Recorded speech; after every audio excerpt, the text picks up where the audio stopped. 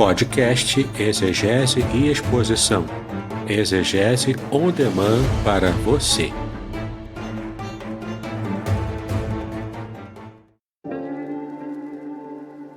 Shalom!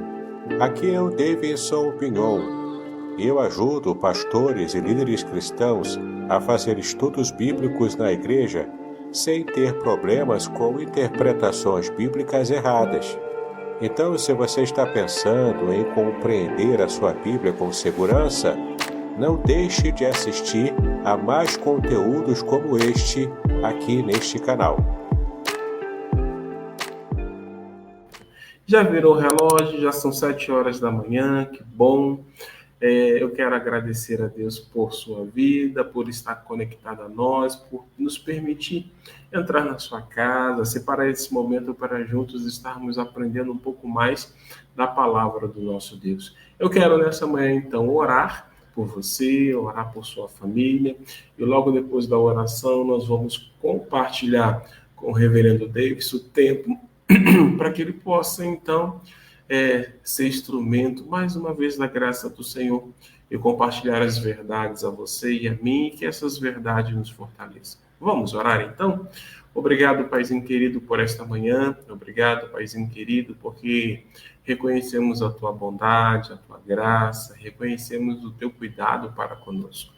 Quero apresentar logo de manhã aqueles que já estão em deslocamento, alguns indo para o trabalho, outros retornando para o trabalho, outros que estão se preparando, se organizando para ir à escola, para ir para a universidade, para sair, para resolver algumas questões da vida.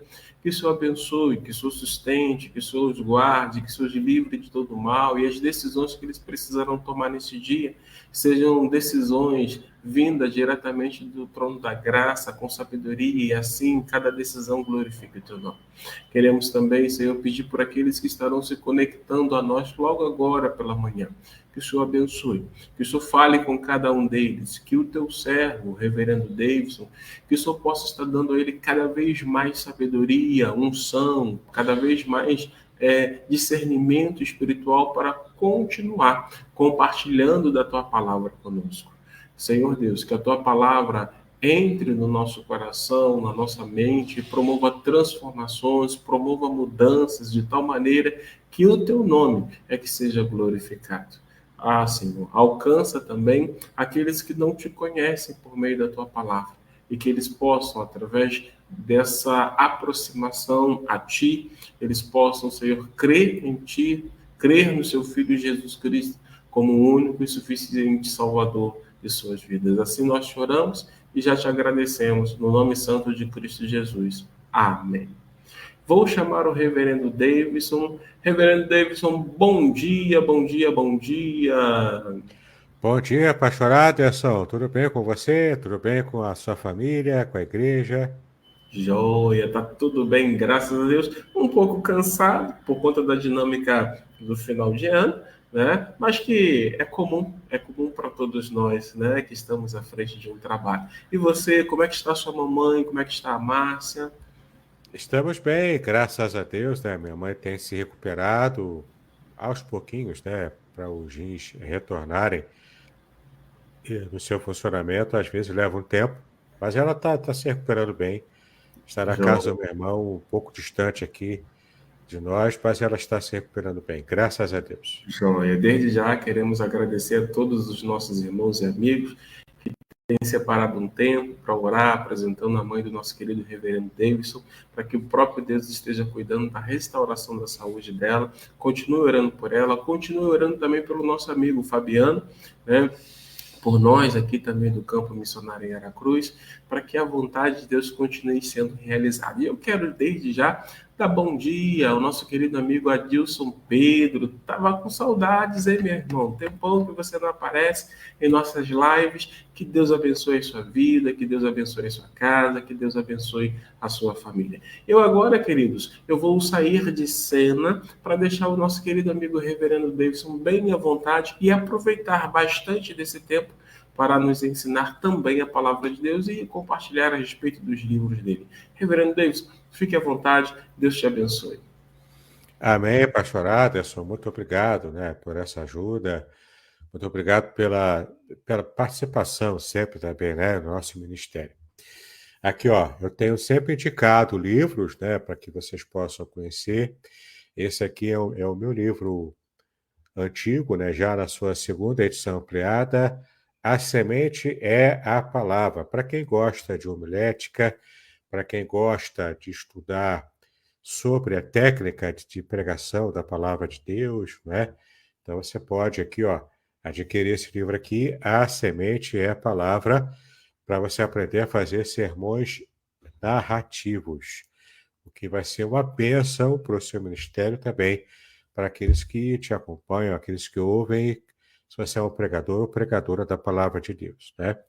Aqui, esse é o meu livro, onde eu faço um comentário extensivo, completo, do Salmo 23, à luz da língua hebraica. Revelações originais do Salmo 23. Esse livro aqui inaugurou essa nova fase de comentários exegéticos que eu tenho feito no meu ministério. Tá vendo aqui, ó? Segredos revelados da Bíblia hebraica. E tem até um prefácio de um youtuber famoso, que é o professor Samuel Monteiro, do site e do canal do YouTube chamado Hebraico Pro, né? Eu uso, inclusive, o site dele para os meus alunos de hebraico, que eu tenho dado aula, tá? O outro livro também, de minha autoria, é um comentário nessa mesma pegada, versículo por versículo, palavra por palavra, Proteção Divina no Curso da Vida, é esse comentário do Salmo 91, totalmente feito, ó, da língua original hebraica também. Então você vê aqui toda uma informação, aqui é um livro grosso, tá vendo? Quase 400 páginas, muito bem diagramado, cheio de imagens também, comentários exegéticos de primeira qualidade, tá? Tudo feito por um teólogo, por um exegeta brasileiro. Então, tudo adaptado nos seus comentários à nossa realidade também. Não é uma tradução de um exegeta americano, né? E aqui, ó, meu livro mais recente, esse é o livro que é a base dos nossos estudos aqui nessa série, é o livro Além do Sofrimento, a disputa pela integridade no livro de Jó, tá bom? Esse livro aqui, de minha autoria, é o último, é o lançamento deste ano de 2024. É, portanto, um livro no qual eu faço um comentário também bastante abrangente, com mais de 400 páginas, aqui, ó, com um livro grosso, um livro de mais 420 páginas, para te explicar o livro de Jó e todas as nuances, até dentro da filosofia bíblica antiga, tá? Então é um livro muito rico, como você já tem percebido aqui nas nossas aulas. E guarde aqui essa palavra aqui grande, né, em destaque, é Ha-Satan, que é o nome hebraico para Satanás. Vamos falar muito da pessoa do inimigo na aula de hoje, tá bom? Nós vamos focar nossa atenção hoje no nosso inimigo. Então, e essa imagem da capa aqui do livro é Ha-Satan, que é o nome que aparece no livro de Jó para Satã, para Satanás, e embaixo aqui ele sendo esmagado e também sendo ferido, né, saindo sangue aqui, porque Satanás está ferindo Jó, como você já conhece a história, né, o sofrimento do justo Jó, e Deus permitindo, Deus dando, ainda que esteja no controle, mas dando possibilidade de Satanás estar fazendo o que ele fez, né, com a vida de Jó, tá bom? Teve um propósito, Jó não sabia exatamente qual o propósito, mas hoje a exegese bíblica já nos revelou qual era o propósito de Deus o possível propósito de Deus em estar permitindo que tudo aquilo acontecesse com a vida de Jó, tá? Vamos falar hoje, então, sobre esse personagem aqui, Ra-Satã, que é o inimigo de todos nós também, tá bom? Se você quiser fazer contato para adquirir qualquer um dos meus livros, fazer contato comigo, me seguir nas redes sociais, mas o meu WhatsApp é 021 998 585402. 021 aqui no Rio de Janeiro, 998-585402. Então eu mando para você o link com todos os meus lançamentos. Você pode comprar em formato digital, no e-book, pode ser no formato impresso, como está aqui. Enfim, todos os livros que eu tenho lançado, você vai ter acesso por esse link que eu vou compartilhar com você se você fizer contato pelo meu WhatsApp. Tá legal? Estamos aqui com a nossa apostila em tela. Estamos já na página 24. Hoje vamos ultrapassar um pouco a metade da nossa apostila. Você percebe aqui que essa apostila ela tem 50 páginas, né? Vamos dar uma olhadinha aqui na primeira página para você ver a capa da apostila. E esse PDF você pode pedir gratuitamente ao pastor Aderson.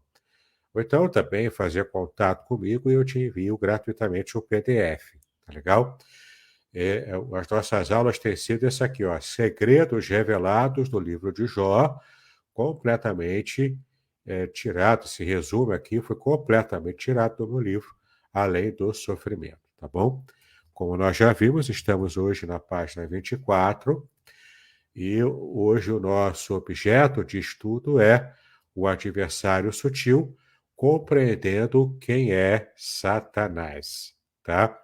Hoje vamos entender o que a Bíblia, de um modo geral, revela sobre Satanás, e no meu livro, o livro Além do Sofrimento, eu trabalho com muito mais detalhes, com muito mais proficiência também, já que aqui estamos apresentando apenas um resumo, tá legal? Então, sim, nós temos um adversário e ele é sutil. Por que que Satanás é um adversário sutil? Porque nem sempre está claro, tanto para nós que lemos a Bíblia, que estudamos a Bíblia, quanto também para outros que são influenciados negativamente por Satanás, nem sempre a gente percebe as garras de Satanás atuando para nos prejudicar. Às vezes a gente acha que é uma situação fortuita da vida e a gente vai seguindo a vida e nem se dá conta dos livramentos, por exemplo, que Deus dá, ou até dos ataques diretos que Satanás faz. Às vezes os ataques de Satanás são diretos e são perceptíveis, mas outras vezes não. Talvez na maioria das vezes a gente nem perceba a ação de Satanás contra a vida de cada um de nós. O que nos demonstra, portanto, uma diferença muito grande entre, por exemplo, aquele que está o tempo todo pensando na vida espiritual, pensando nas coisas de Deus e também tendo a consciência despertada para a batalha espiritual que todos nós vivemos, e aquele que, mesmo estando na igreja, mesmo sendo crente, não está nem aí. Não está nem aí para a batalha espiritual, não está nem aí para agradar a Deus, para estudar a Bíblia, enfim, né? Vai apenas se arrastando pela igreja e passando pela vida desse jeito, sem que de fato tenha um compromisso mais sólido com a palavra de Deus e com a revelação de quem Deus é. Isso faz, então, com que a pessoa não tenha uma consciência muito clara sobre a ação de Satanás na sua própria vida e na própria vida do cristão, de um modo geral, tá? Então, o Satanás é sutil. E ele é tão sutil que a gente passa muitas vezes sem perceber, tá? Isso aqui a gente vai ver que até mesmo a sua origem e a ação de Satanás na Bíblia, ela no Antigo Testamento é muito obscura.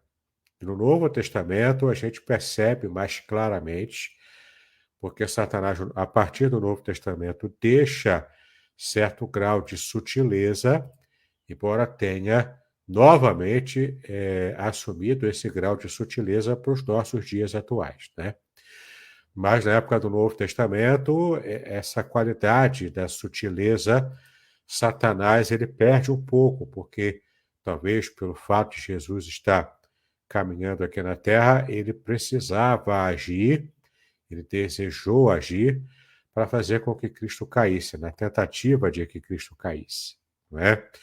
Então, vemos muito presente a ação de Satanás no Novo Testamento, pela enfermidade, por pessoas endemoninhadas e por ações até mesmo contra, né, os servos de Deus. Mas no Antigo Testamento ele também agia, só que era mais sutil do que foi no Novo Testamento. Mas, enfim, vamos ver aqui quem é Satanás. Você precisa conhecer o seu inimigo para que você tenha condições de resisti-lo na fé. O que é uma característica muito interessante do que a Bíblia ensina, porque com respeito ao pecado, especialmente ao pecado sexual, a Bíblia não diz para resistir, a Bíblia diz para fugir. A gente tem que fugir do pecado, que envolve, né, qualquer tipo de tentação, qualquer tipo de pecado que possa nos envolver. A ordem bíblica é fugir do pecado e também fugir até mesmo da aparência do mal. Porque às vezes eu posso não estar pecando propriamente, no pecado em si, mas se eu aparentemente estou cometendo tal deslize, o tal pecado, mesmo que eu não tenha consumado, isso também é erro. Eu tenho que evitar também, eu tenho que fugir também da aparência do mal. Então eu tenho que fugir do pecado em si, que é o próprio mal, e fugir da aparência desse mal também. Tudo isso é ordem da Bíblia para nós, tá legal? Então, com respeito ao pecado, a ordem bíblica é fuga, como José fez, não é? Ele fugiu quando a esposa de Potifar tentou para adulterar juntamente com ele. Agora, com respeito a Satanás, a Bíblia diz que a gente precisa resisti-lo. A ordem bíblica é resistência. Resistência às tentações de Satanás, resistência às ações de Satanás na nossa vida. Então, para o autor da tentação, eu resisto.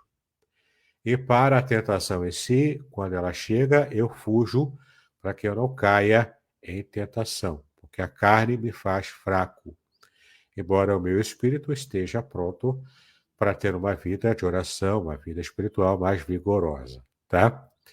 Nomes e títulos de Satanás, nomes e títulos dele, tá? O primeiro é Satã, como eu falei aqui no começo da nossa aula, mostrando aqui a capa do livro, né? Satã, ou Ra-Satã, como também aparece, está em Jó assim, e é como eu coloquei, portanto, no meu livro, né, na capa lá. Ra-Satã, esse Ra aqui é o artigo definido na língua hebraica, tá? O Ra. Então, Satã é o nome próprio, sem artigo, e Ra-Satã seria o título de acusador com o artigo, tá? Porque no hebraico, eu já expliquei também em aulas passadas, no hebraico não se usa o artigo definido para nomes próprios. Então, nesse caso aqui de Ra-Satã, embora Satã já tenha se tornado nome próprio e aplicado, né, ao inimigo, a gente percebe que, como aparece em Jó, com o artigo Ra-Satã, é o título de o acusador, tá legal? É essa entidade espiritual. Nós vamos ver aqui um pouco mais de detalhes sobre ela, sobre Satanás, né? É uma entidade espiritual que então nos acusa o próprio Deus, porque em Jó ele colocou Deus no banco dos réus, como se Deus fosse o culpado de estar dando preferência a Jó. Nós já vimos isso, não é? Então, naquele tribunal celestial, com os anjos como testemunhas, a gente percebe, então, Ra-Satã sendo o advogado de si próprio. Ele era, portanto, o acusador e também era a vítima na concepção dele. Ele se colocou como vítima de Deus e estava, portanto, acusando Deus na ação, né, de proteger Jó, de preferir Jó a outras pessoas. Isso por quê? Porque quando Satanás aparece nessa Assembleia Celestial, sem ser convidado, sem ter a condição moral de estar ali, não é? Porque ele era o enganador, ele era o acusador, Deus então lança o foco, lança a luz sobre a vida de Jó e apenas ressalta: você colocou o seu coração sobre o meu servo Jó, você percebeu a vida do meu servo Jó, ele não te serve, ele serve a mim. Essa é a ideia, não é? Então, motivado por isso, Satanás então acusa a Deus de favoritismo a Jó e aos demais que seriam súditos leais de Satanás, né, após ele dominar o mundo, após o pecado de Adão e Eva. Então, é como se ele estivesse disputando a vida de Jó para também servi-lo, como de fato, na verdade, o mundo inteiro faz assim, né? Como eu também já tenho ensinado, o evangelista João, o apóstolo João, ele disse que o mundo jaz no maligno. É um sistema de governo, o sistema de governança mundial, ela está submersa, ela está completamente dominada pelo maligno. Bom, tem também nomes gregos para ele, né? Que é o Diabolos, que daí veio o nome, né, em português, diabo, e é aquele que lança acusações, portanto também o acusador, vem do grego diabolos, tá legal? E Satanás, que é uma transliteração do hebraico Satã, é uma transliteração do hebraico para o grego, Satanás, tá bom? Satanás também veio para a língua portuguesa diretamente do grego. Então, a palavra inicialmente é hebraica, Satã, que foi adaptada na transliteração para o grego virou Satanás, e em português também trocou apenas as letras do alfabeto grego e passou para as letras do alfabeto latino, que é o que nós usamos, e ficou Satanás, como nós conhecemos, que é o adversário, tá bom? Satanás é o adversário do grego para o português. E no hebraico, tanto faz acusador quanto adversário, são significados possíveis e plausíveis com respeito à ação de Satanás na nossa própria vida. Tá legal? Então, esses são os nomes hebraicos e gregos para o nosso inimigo, Satanás. Não é? Muito bem. Satanás da Bíblia hebraica, como ele aparece, então, como que o Antigo Testamento hebraico trata de Satanás, tá bom? Ele é apresentado como um adversário e acusador perante Deus, como foi visto no livro de Jó. Então, ele é um acusador e um adversário do próprio Deus, que tem a pachorra de enfrentar e colocar Deus na parede, tá? Esse é o diabo, é o inimigo de Deus e também de cada um de nós. O que é bastante peculiar a gente dizer que Deus tem um inimigo, porque, embora Satanás seja o inimigo de Deus, ele não é equiparado a Deus de modo algum. E quando a gente fala o inimigo, traz aquela ideia do Nêmesis nos filmes que a gente assiste, os livros que lemos, né, de ficção, em que o Nêmesis é equiparado até um pouco melhor do que o herói para poder dar algum tipo de embate, para poder dar algum tipo de antagonismo que seja difícil para o herói vencer. Então, geralmente, os autores, né, de ficção colocam o inimigo muito forte e o herói com um nível um pouco abaixo, mas com condição de se superar. Então, quando o herói supera a sua própria fraqueza, ele consegue vencer o inimigo, embora o inimigo fosse mais forte do que ele. Não é esse o caso aqui de Satanás, ele é o inimigo de Deus, ele se coloca assim. Mas Satanás não é equiparado em poder a Deus. Satanás é perdedor, ele é mais fraco do que Deus, porque ele é uma criatura e Deus não foi criado por ninguém. Deus é o gerador da vida, ele é o autor da vida. E Satanás só se mantém vivo ainda na sua condição de anjo caído porque Deus está permitindo. Porque na hora que Deus disser basta, não quero mais a ação de Satanás, ele simplesmente faz isso. E Satanás passa a não existir, ou passa a ter uma existência muito limitada, se Deus quiser, sim. É simples assim. Então, se Deus está permitindo ainda a atuação de Satanás no mundo, é porque Deus ainda tem o propósito de purificar o mundo, de tornar o mundo mais próximo dele. Então, Deus usa assim Satanás como um cachorro brabo, como um pitbull raivoso, descontrolado, mas Deus coloca esse pitbull nas rédeas, porque Deus está sob o controle de tudo, tá? Então, como é que Satanás é apresentado na Bíblia hebraica? Ele é apresentado como um adversário e acusador perante Deus, como foi visto no livro de Jó, tá? E é isso, não temos muitas pistas no Antigo Testamento para Satanás, não. As poucas que tem, eu vou trazer aqui para você. A sua origem no Antigo Testamento, na Bíblia hebraica, não é detalhada. Mas algumas passagens, como Isaías 14 e Ezequiel 28, são interpretadas como aludindo à sua queda do céu devido à sua soberba. E aqui vem uma característica muito importante desses dois textos bíblicos, tá? Dessas duas passagens aqui. Toda a profecia, especialmente as profecias bíblicas do Antigo Testamento, toda a profecia, toda profecia ela tem dupla ou até tripla aplicação. Então, o profeta fala uma profecia que tem aplicação para os seus dias ou para alguma época próxima aos dias do profeta.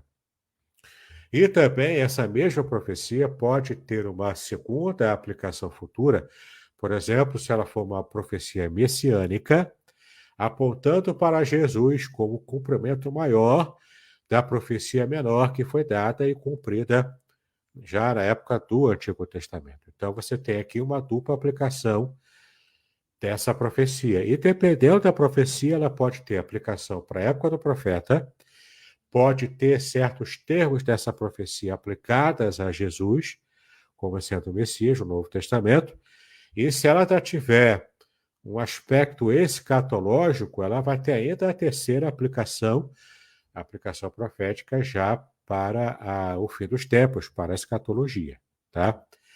Isaías 14 e Ezequiel 28 são profecias que têm essa característica de pelo menos dupla aplicação, tá?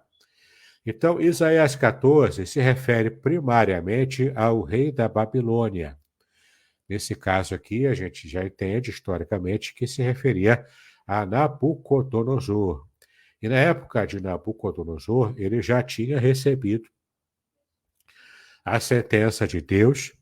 Ele ficou durante vários tempos, ele ficou andando de quatro e comendo erva com pelos em todo o seu corpo, como se ele fosse um animal.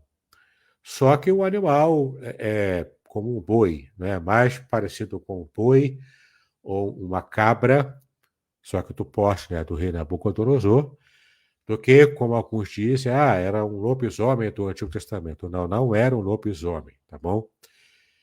Pelo amor de Deus, não diga jamais que Nabucodonosor virou lobisomem, porque lobisomens não existem. Ele é um monstro de ficção, existe só na ficção, tá legal? Então, Nabucodonosor não virou lobisomem, até porque na mitologia do lobisomem ele não é herbívoro, ele é carnívoro. Ele destroça pessoas, não é? Ele devora pessoas. Não foi o caso do que aconteceu com Nabucodonosor, ele era herbívoro. Nesse momento é que ele ficou, durante o tempo que ele ficou lá, andando de quatro como se ele fosse um animal. Aquilo foi uma loucura que Deus colocou na cabeça dele, e ele começou a ter uma identificação como se ele deixasse de ser um ser humano para ser um animal, e ele então ficava ali comendo mato, comendo capim, não é? Comendo erva do campo, e não como se fosse de fato um lobisomem, porque ele não era um predador como animal. Ele era um predador antes de se tornar essa identificação genérica que ele teve como se ele fosse um animal, tá? Isso foi produto da loucura que Deus colocou como punição para Nabucodonosor devido à sua soberba exagerada e devido à sua idolatria também, tá bom? Então, já estamos tirando aqui, né, qualquer mito que você possa ter criado sobre o que aconteceu com Nabucodonosor. E é claro, depois que passou o período de juízo de Deus sobre ele, ele então voltou a ser normal, um pouco mais humilde do que de fato ele era, tá? Mas Isaías 14, então, é uma profecia que se refere ao rei da Babilônia, Nabucodonosor, e essa profecia toma, por ser uma profecia, ela toma esses ares de exagero poético, profético, né? Ela traz alguns exageros, porque também há uma característica das profecias da época bíblica, dela assumir uma linguagem poética. Então, é uma profecia, faz referência ao futuro. Muitas vezes as profecias são de fato literais, nem sempre, mas muitas vezes são. E, às vezes, por usar a linguagem poética, ela vai usar de algum exagero, uma linguagem figurada, que é a linguagem do exagero, tá bom? Ela vai, então, exagerar para poder dar aquela entonação poética no meio da profecia. E parece que é o que aconteceu aqui, tanto em Isaías 14, quanto em Ezequiel 28. Porque Isaías 14, se referindo ao rei da Babilônia, a Nabucodonosor, ela exagera a soberba dele para mostrar o quanto ele era digno do juízo que Deus estaria em breve dando a ele, como de fato deu. Ele ficou lá andando de quatro, como eu já disse, Deus humilhou Nabucodonosor. Ele que era o rei prepotente, agora andava como um animal, não é? E o animal, inclusive, era ofensivo, porque nem carnívoro ele era.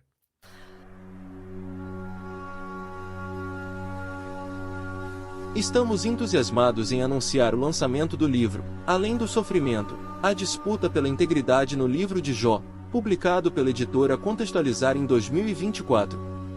Este livro, escrito pelo reverendo Davidson Bignon, pastor congregacional, mestre em ciências da religião e professor de hebraico bíblico e exegese do Antigo Testamento, possui 420 páginas repletas de comentários profundos sobre o livro de Jó. O autor explora temas cruciais como o sofrimento dos justos, o problema do mal e a teodiceia judaico-cristã.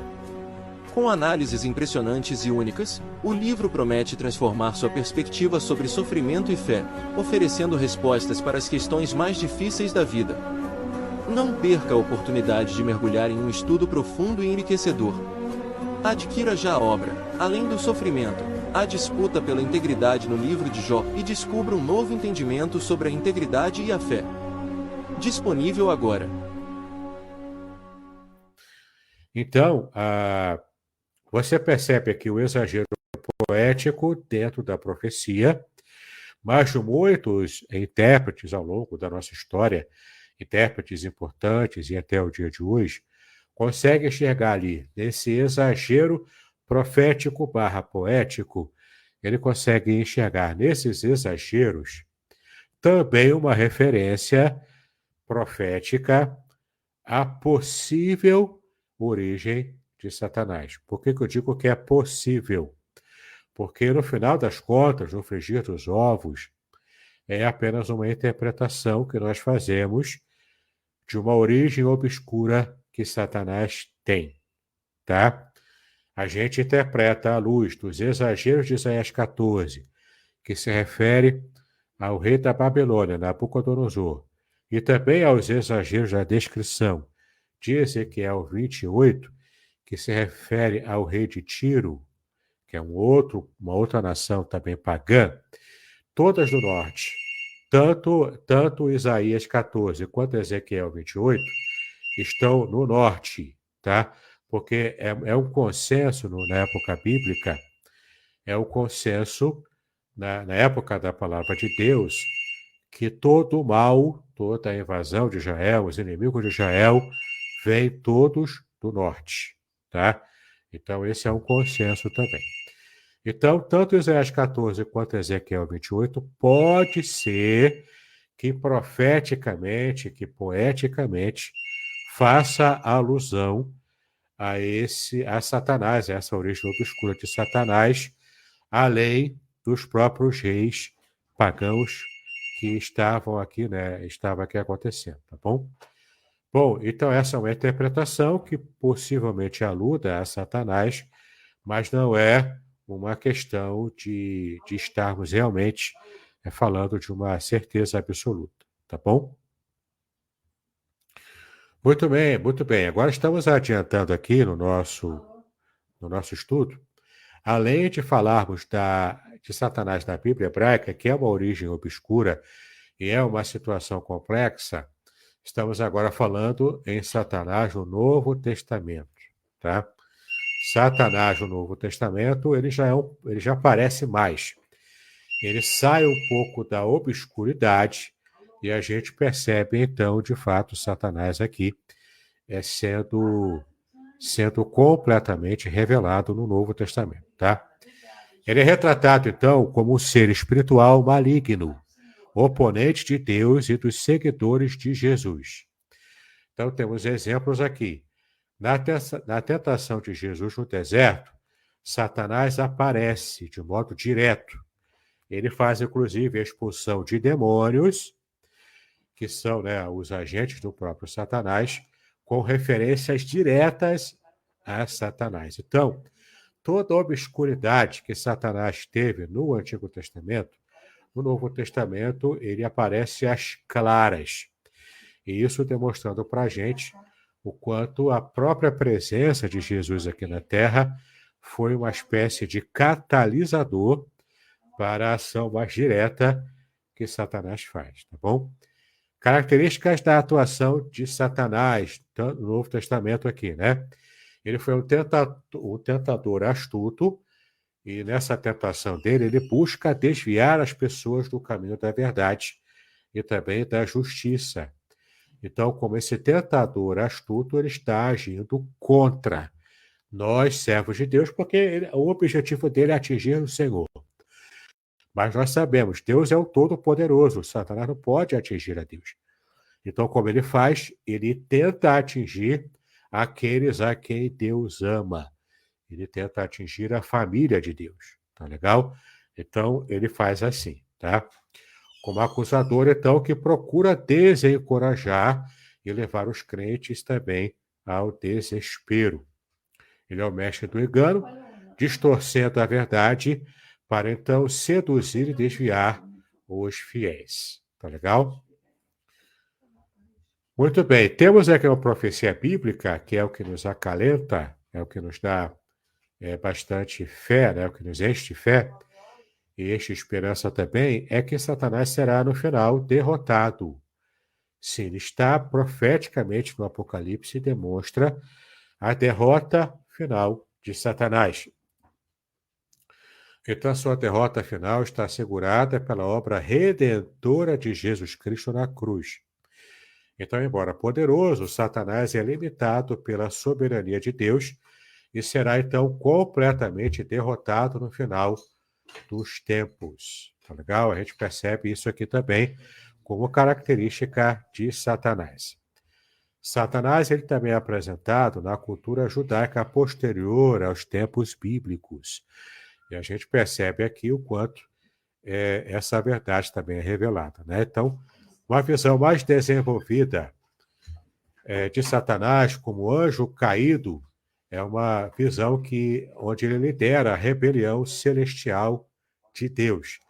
Isso já aparece aqui na cultura judaica posterior e é mais ou menos também o caminho que nós seguimos nas interpretações, como já disse lá de Isaías 14 e Ezequiel 28, tá? Mas, como eu disse, também é uma interpretação, com poucos elementos bíblicos, propriamente, sobre a ação de Satanás na época do Antigo Testamento, mas com uma base um pouco maior, tanto na cultura judaica posterior, quanto também na interpretação cristã posterior. Então, essa visão mais desenvolvida de Satanás como anjo caído, que lidera a rebelião celestial, ela aparece dentro da cultura judaica posterior à época bíblica. Mas a própria influência do pensamento helenístico, ou seja, do pensamento grego, na época de Alexandre o Grande, que foi o período após a época bíblica para o início do Novo Testamento, após a época do Antigo Testamento para o Novo, que é chamado historicamente de o período intertestamentário, por causa da influência grega do pensamento helenístico e também de interpretações rabínicas diversas, temos também outras ideias sobre a origem, a atuação, especialmente a atuação de Satanás. Por exemplo, na cultura judaica, como está aqui embaixo, ó, na cultura judaica, Satanás ele é visto tanto como uma figura maligna, como de fato Jesus revelou no Novo Testamento, e há um segmento da cultura judaica que enxerga Satanás também assim, mas também há um segmento do judaísmo que entende Satanás como instrumento da justiça divina. É mais ou menos como se ele fosse o braço esquerdo de Deus, que é usado pelo próprio Deus para fazer o serviço sujo. Então, nesse propósito, nessa interpretação rabínica posterior, que não tem base bíblica, né, já dizemos assim, mas que faz parte da doutrina posterior do judaísmo, né, com as tradições judaicas, enfim, eles enxergam o Satanás, enxergam o diabo como aquele que está agindo a mando de Deus. Por exemplo, Deus mandou o anjo da morte para matar os egípcios lá, ou para matar os primogênitos dos egípcios. Quem foi citar o anjo da morte que aparece no Antigo Testamento? Segundo essa vertente da tradição rabínica posterior, seria esse anjo da morte, seria o próprio Satanás na sua atuação no Antigo Testamento. E nessa passagem de Jó, que é o que nos interessa aqui, demonstra Satanás como aquele que está podado por Deus, mas está agindo também para destruir aquele que Deus ama. No caso aqui, Jó, porque ele era um servo fiel, era um servo atuante na presença de Deus, tá? Então você percebe aqui uma situação muito complicada, onde vemos, inclusive, uma interpretação muito fora do nosso escopo, da nossa percepção de quem era Satanás. Então, embora ele tenha uma origem de fato obscura, o Novo Testamento dá um pouco mais de pistas, um pouco mais precisa de quem é Satanás, mas a gente percebe que há muita especulação e muita interpretação especulativa em cima do que se fala aqui sobre Satanás, tá bom? Muito bem, na próxima aula nós vamos ver aqui, vamos sair agora da figura de Satanás, graças a Deus, não é? E vamos falar sobre Jó, tá bom? Vamos falar sobre um homem de integridade e fé inabaláveis, nesse nosso resumo aqui sobre quem foi o homem Jó, tá legal? Então esse assunto fica para a nossa próxima aula, se Deus assim nos permitir. Pastor Aderson, agora a palavra está contigo para estarmos fazendo a parte final. Tivemos aqui um pouquinho de contratempo, porque houve aqui a necessidade de vir aqui alguém para aplicar uma injeção aí Dona Mércia, minha sogra, mas então estamos aqui agora prontos, né, para poder seguir com a nossa aula, tá bom? Joia, joia. Bom dia. Quero dar bom dia a alguns irmãos que estão conosco e que se achegaram. Temos aí a nossa irmã Zilmar Guimarães, que está conosco. Bom dia, Deus te abençoe. E temos também a nossa irmã Zuleiden Vidal. Bom dia, irmã. Ela também fala livros recomendados, entrega em domicílio e vale mais do que a pena. Obrigado, Deus abençoe também a sua vida. Temos também a nossa querida irmã Rosilane Melo, que também está aí conosco. Bom dia. Como eu falei, não custa nada mais uma vez reforçar a presença do Adilson Pedro aí conosco. Que Deus também abençoe o seu dia, ok? Deixa eu ver aqui.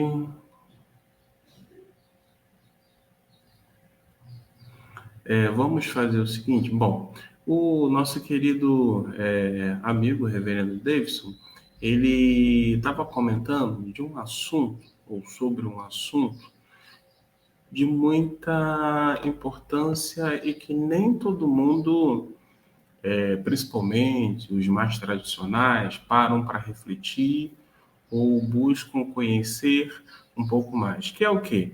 Essa questão aí de batalha espiritual, né?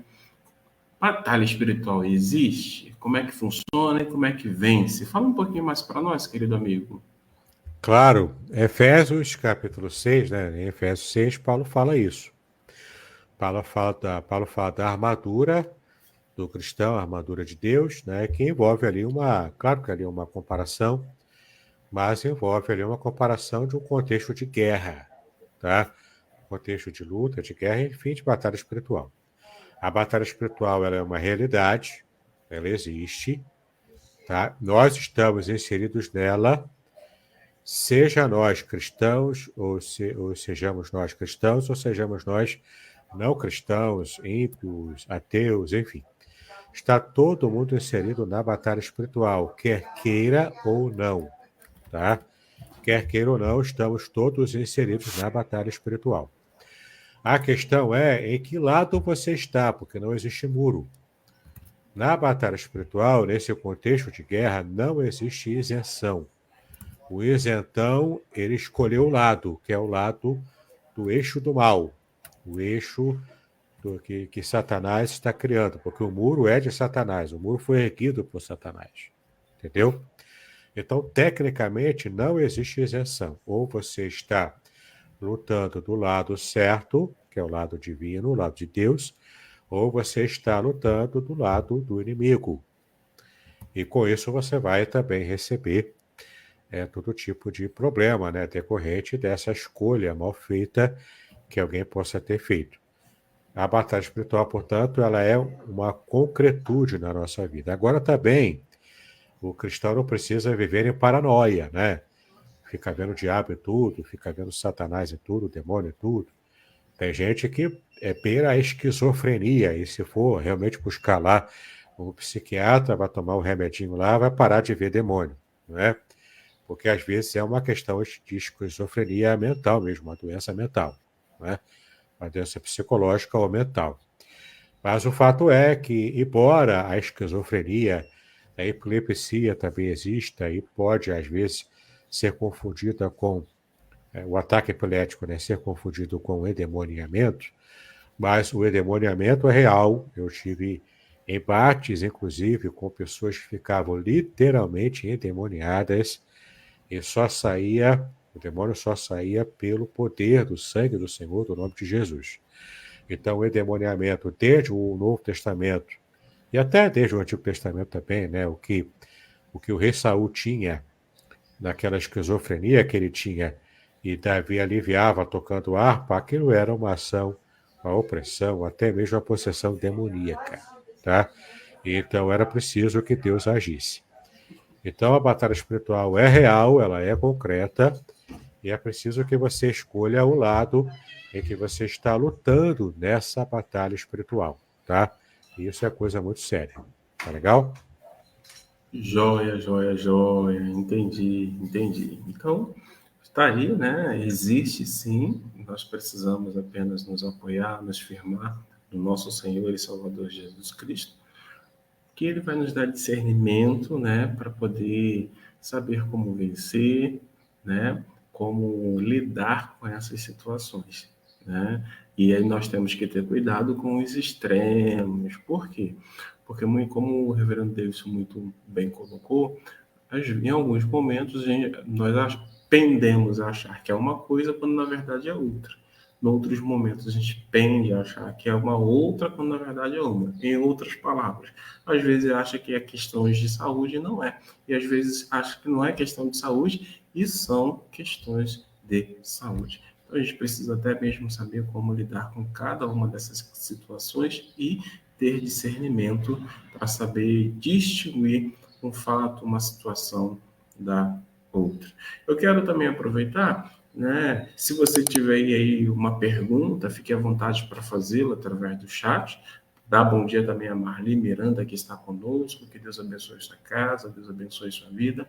Queridos irmãos, eu abro aqui um parênteses mais uma vez para compartilhar com vocês de uma forma muito coerente, né? É um assunto muito sensível, mas as nossas lives, elas não têm como propósito dessa questão de pedir dinheiro. Não, esse não é o propósito. As nossas lives, ela tem como propósito, nas quartas-feiras, de ensinar, de instruir, de levar as pessoas a conhecerem a Deus na pessoa do Filho mais de perto, né? Caminhar com Ele e até mesmo tomar a decisão de segui-lo, de tê-lo como Senhor da sua vida. E nas terças e quartas-feiras, nas terças e quinta-feira, nosso propósito é orar e Isso. para que isso esteja entrando com a sua providência. De modo É importante falar isso, pastor Aderson, porque às vezes a gente tem um coração cristão, a gente quer tentar ajudar, né? Para quem está meio descontextualizado, eu vi aqui no comentário, que teve alguém, né, que entrou aqui, um perfil, pelo menos, a gente não sabe exatamente como que é esse perfil, é uma origem obscura também, né, esse perfil, que entrou aqui pedindo dinheiro, tá passando fome, coisa e tal. Aqui vai o conselho, tá? Como a internet é assim, você não sabe quem está fazendo contato com você. Ontem mesmo, dia dos professores, eu recebi o contato de um amigo meu, que na verdade não era ele, porque ele havia sido hackeado pelo WhatsApp, talvez até no Facebook, Instagram, ele foi hackeado, e o perfil lá do golpista pedindo Pix. Eu desconfiei, porque esse meu amigo não passa por dificuldades assim, ele tem uma vida estabilizada, e não pediria Pix para mim. Então eu desconfiei, fiz contato com outra pessoa da família que eu conheço e realmente constatou, ele foi hackeado.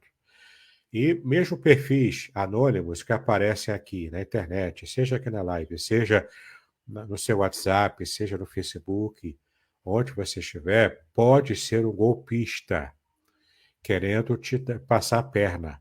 Então, eu tenho o princípio da seguinte maneira: pediu oferta na internet, eu já bloqueio, porque eu não sei quem é.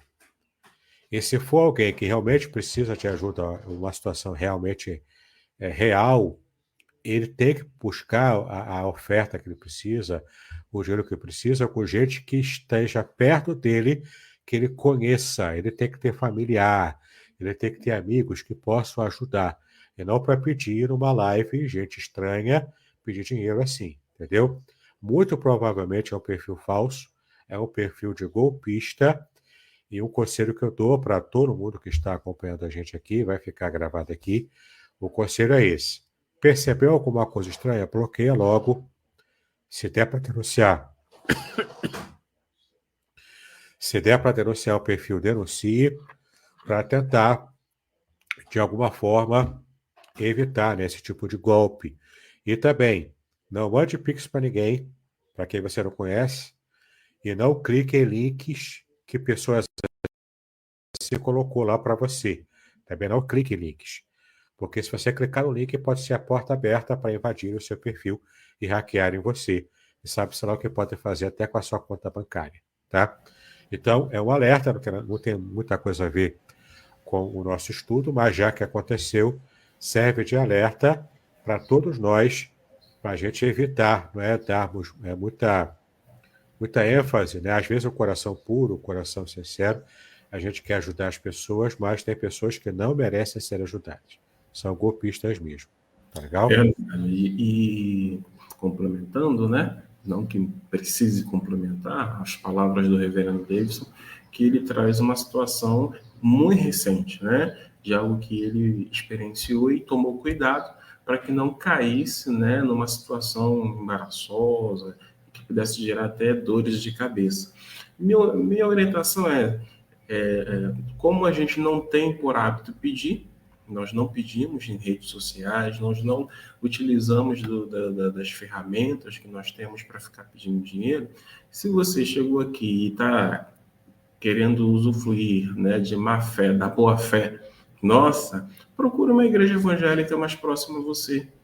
Procure uma igreja evangélica, procure o pastor, procure o oficial responsável, converse, porque, amados irmãos, meu ponto de vista, não basta apenas dar o dinheiro. Eu acho que precisa de um acompanhamento, precisa, né, outros tipos de recursos, até mesmo para que essa pessoa possa voltar ao mercado de trabalho. Então, se uma pessoa pede, e aí eu dou mais uma orientação, volta e meia, aparece uma pessoa aqui que pede recursos e as informações são sempre as mesmas. Detalhe, essas informações, quando ela apareceu aqui pela primeira vez, foi no ano de 2023. Estamos em 24. As informações são a mesma. Então, fecho aqui a minha palavra de consideração, pedindo aos amados irmãos, não se descuidem, sejam sábios, tenham discernimento. Nas nossas lives, não tem como fim pedir recursos. Nós não temos como essa finalidade. Se alguém chegar na nossa live, já vou logo endereçar. Procure uma igreja evangélica, porque lá você vai ter acompanhamento espiritual, você vai ter redirecionamento para entrar no mercado de trabalho e eles vão analisar, né? Eles vão analisar com calma, com assertividade, para ver de que maneira poderão te ajudar. Então, não deem dinheiro, principalmente de pessoas que você não conhece. E se alguém que conhece e que você sabe que não tem como hábito pedir recursos, já desconfie, entre em contato com alguma outra pessoa próxima a ele para poder saber, para poder ter essa informação, se é ela ou se foi hackeada. A nossa irmã Roselane Mello, né, ela coloca aí uma informação, a batalha é desencadeada no mundo físico, mas ela acontece no mundo espiritual. Sim, a batalha espiritual começa no mundo espiritual. A principal motivação para que a batalha aconteça é a motivação do mundo espiritual, né? A rebelião de Satanás contra Deus, e como ele não pode atingir diretamente Deus, ele tenta atingi-lo no seu, digamos, ponto fraco, entre aspas, né? Que seria o amor que ele tem, os laços de amor que o unem à humanidade, né? Ele tenta ponto fraco, entre aspas, aqui, é só uma expressão, uma forma de dizer. Porque Deus é todo-poderoso e não tem ponto fraco. Não tem uma criptonita contra Deus, entendeu? Satanás, então, tenta atingir a gente, e então ele promove a batalha espiritual em que nós, como já disse, estamos inseridos. E o mais importante é que a gente esteja vencendo a batalha espiritual totalmente ligados em Cristo, tá bom? Mesmo o uso da armadura de Deus, como a espada do Espírito, o escudo da fé, enfim. Cada componente da armadura é simbólico, e tudo isso simboliza o quê? A nossa estada em Cristo. Se estamos em Cristo, temos condições de sairmos vencedores na batalha espiritual. Se não estamos em Cristo, aí não tem como a gente vencer, porque o que garante a nossa vitória é Cristo estar conosco. Tá legal? Joia, joia, joia. Então fica aí a dica. Você pode ler essas informações que o nosso querido Reverendo Davidson colocou lá em Efésios. Efésios, capítulo de número 6, tá? Você pode ler esse texto para que você possa... E aí eu sugiro, né? Pegue aí na linguagem de hoje, para você só ter mais... de forma mais simples, mas também pegue NVI, pegue a Nova Almeida atualizada, né? E se você tiver mais recursos, você pega aí no hebraico, no grego, para você entender de forma mais profunda, né? E também se aproprie dessas verdades, peça ao Senhor para que possa estar te revestindo com a armadura. Até apaixonada, só quero recomendar um aplicativo de Bíblia chamado YouVersion. YouVersion, que é um aplicativo só, mas você consegue ali dentro dele, é de graça, você consegue dentro dele baixar várias versões diferentes da Bíblia em português. Então, você consegue baixar várias para fazer comparação de versões no aplicativo YouVersion no seu celular. Você vai poder fazer isso então de graça, até poder aos pouquinhos comprar uma versão diferente, física mesmo, né, impressa, para você manter uma biblioteca diversa de versões para as suas comparações e estudos da palavra de Deus. E o Version é o aplicativo gratuito que você consegue baixar na loja do seu aplicativo de celular.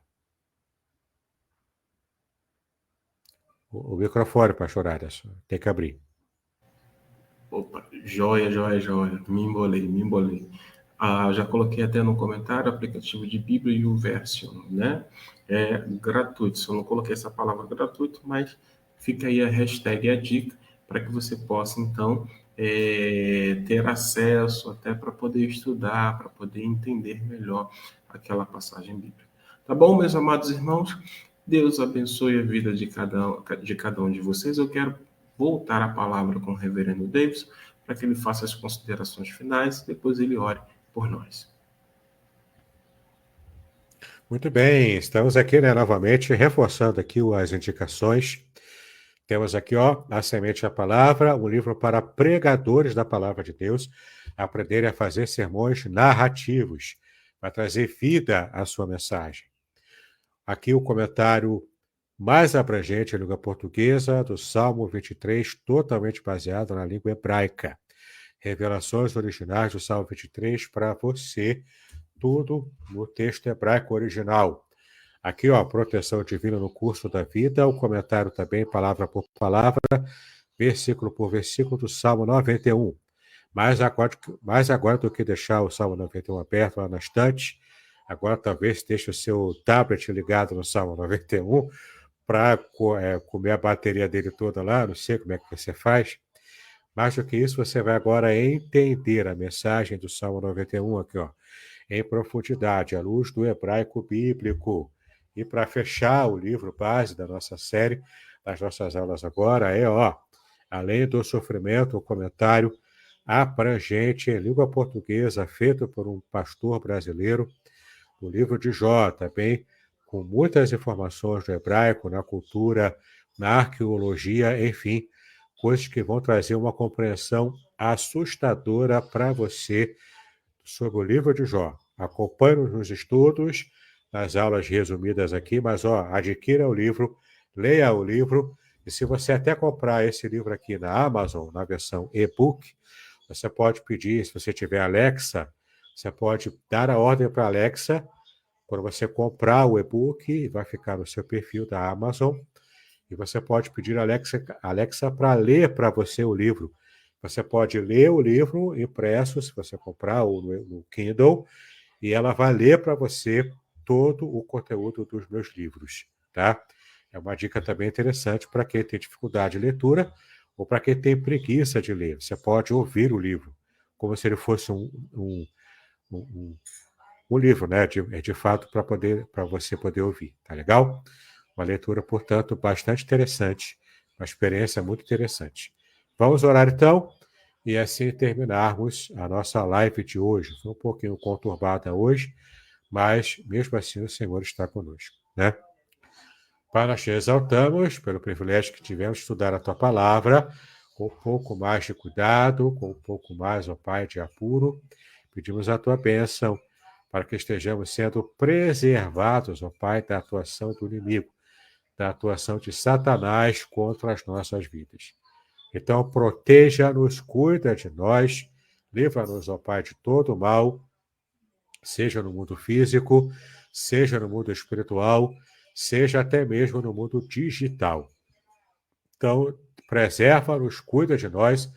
Assim pedimos a Ti essas bênçãos, em nome de Jesus, hoje e para sempre. Amém e amém. Amém, queridos. Então, estamos encerrando aí o nosso estudo do dia de hoje, tá bom? Quero agradecer mais uma vez ao reverendo Davidson, que está aí toda quarta-feira conosco, sendo instrumento e canal de bênçãos do Senhor para as nossas vidas, e cada um dos amados irmãos que estão ou que passaram por aqui. Alguns vão assistir no decorrer da tarde, da noite. Louvado seja bendito o nome do Senhor. E compartilhe essa live com outras pessoas para que elas sejam abençoadas, edificadas e aprendam, inclusive, um pouco mais da palavra de Deus, tá bom? Amanhã com Deus, se Deus assim permitir, a partir das 7 horas da manhã. Tchau, tchau. Shalom. Shalom, shalom a todos.